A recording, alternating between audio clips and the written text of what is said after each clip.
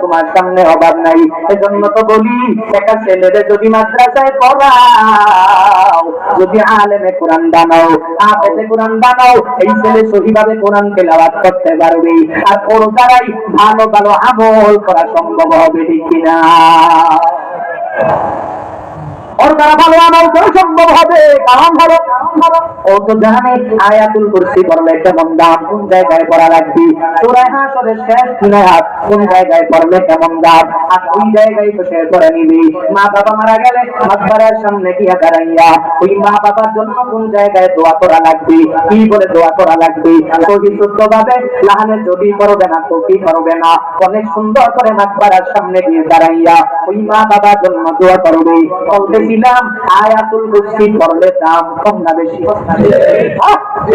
কথা বলেন, এত পরিমাণ বেশি কেন আল্লাহ দাম বাড়ালেন?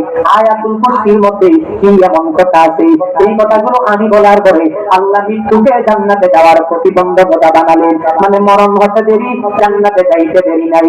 আল্লাহ পাক বলেন, আল্লাহু লা ইলাহা ইল্লা হুয়াল হাইয়ুল কাইয়্যুম। আল্লাহর পরিচয় আল্লাহ দিয়ে দিলেন, শুনো আমার বান্দারা, আমি আল্লাহর পরিচয় হলো লা ইলাহা ইল্লা হুয়া। আল্লাহ ছাড়া কোনো ইলাহ আছে? কোন মাহবুদ নাই, ইবাদত পাওয়ার যোগ্য আর কেউ নাই। আমার আল্লাহ এক। আল্লাহ বলেন এক ইলাহ, এক আল্লাহর ইবাদত করা লাগবে। উনি ইবাদত পাওয়ার যোগ্য, উনি মওজুদ, সর্বাবস্থায় উনি আছে, ওনার কোনো শেষ নাই। এটা আমার আল্লাহর এক নাম্বার পরিচয়। আল্লাহ ছাড়া দুনিয়াতে কোনো ইলাহ নাই, দুনিয়াতে কোনো মাহবুদ নাই, দুনিয়াতে ইবাদত পাওয়ার যোগ্য আমার আল্লাহ ছাড়া আর কেউ একজন নাই। কিন্তু আমরা বিভিন্ন জায়গায় যখন নির্বাচন সামনে আসে, বাংলাদেশে কয়েকদিন করে নির্বাচন হবে, অবরোধ হরতালের অভাব নাই। আমরা বাংলাদেশেও বিভিন্ন খবর আপনার নিউজের মাধ্যমে দেখতে পাবে, ওই নেতারা সামনে নির্বাচন আসলে মসজিদের মধ্যে নামাজে যায় না, বিভিন্ন মাজারের মধ্যে যাইয়া এক আল্লাহর কুদরতি পায়ের মধ্যে সিজদা না দিয়া মাজারওয়ালার কাছে সিজদা দেয়। আপনাদের ভারতেও এমন মানুষ আছে না? না, কপাল কি পরিমাণ পূর্ণ তোমার, তুই আল্লাহর কুদরতি পায়ের মধ্যে সিজদা না দিয়া মসজিদে গিয়া পাঁচ বেলার নামাজের মধ্যে না যাইয়া এই মাজারের মধ্যে গিয়া আল্লাহকে নারাজ করে আল্লাহকে অসন্তুষ্ট করে, এরপরে তুই মাজারে সিজদা। ভাই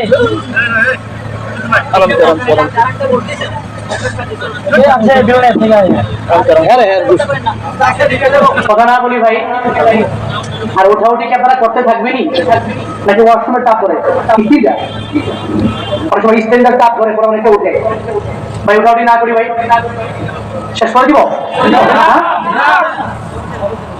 কি বলতেছিলাম? আল্লাহকে ছাড়া মাজারের মধ্যে সিজদা দেয়, আছে না নাই? নাই, নাই।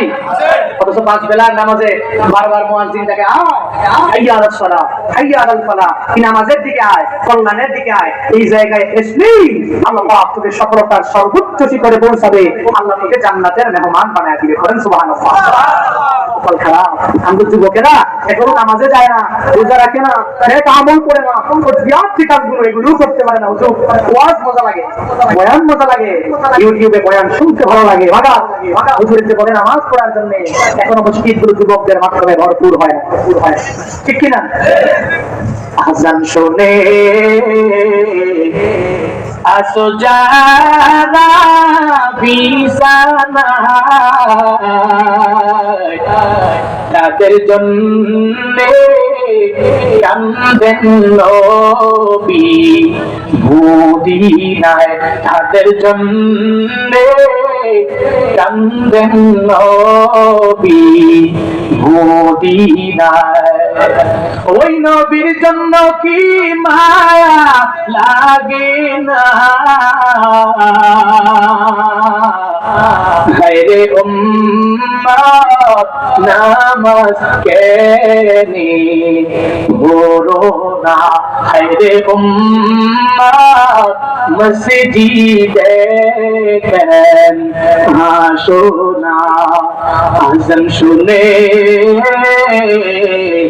আসো যারা বিছানায়,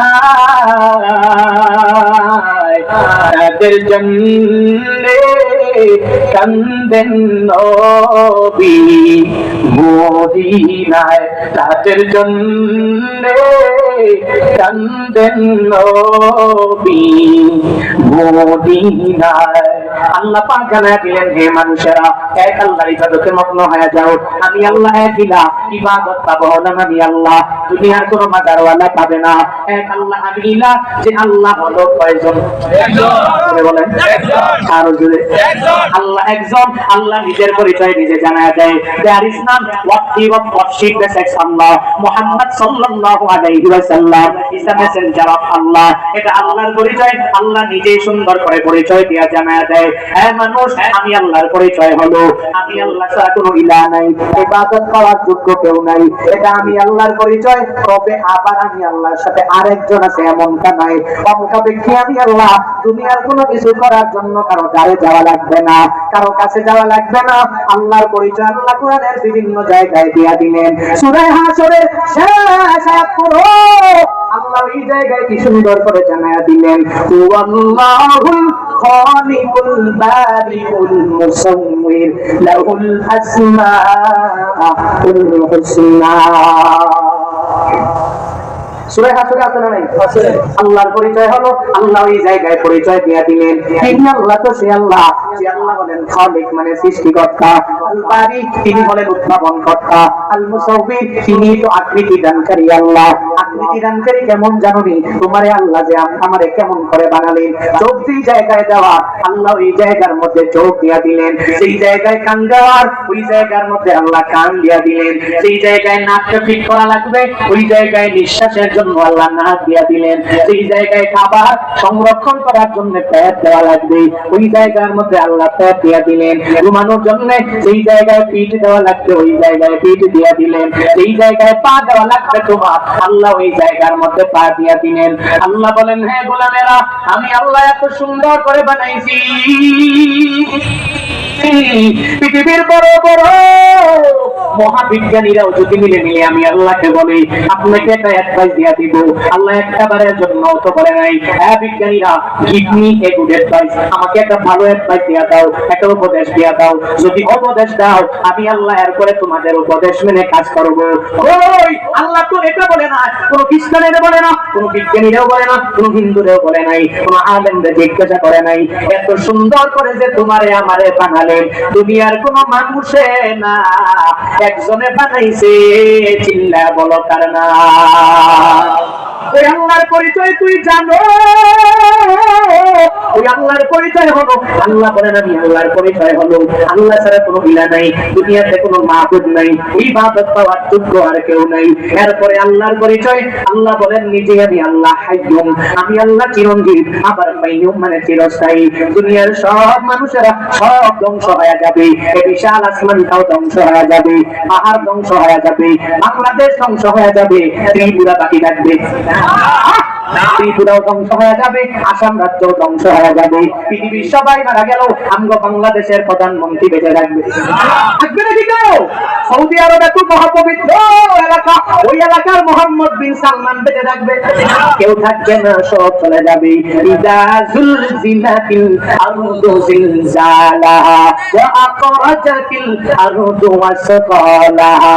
আল্লাহ পাক সূরা জিলজালের মধ্যে জানায়া দিলেন, হে মানুষেরা, যখন পৃথিবী কম্পনে প্রকম্পিত হয়ে যাবে, সব ধ্বংস হয়ে যাবে, আসমানটা ভেঙে চুরমার হয়ে যাবে, সব কিছু ধ্বংস হয়ে গেল, পাহাড় পর্বত নদী নালা সব সব ধ্বংস হয়ে গেল।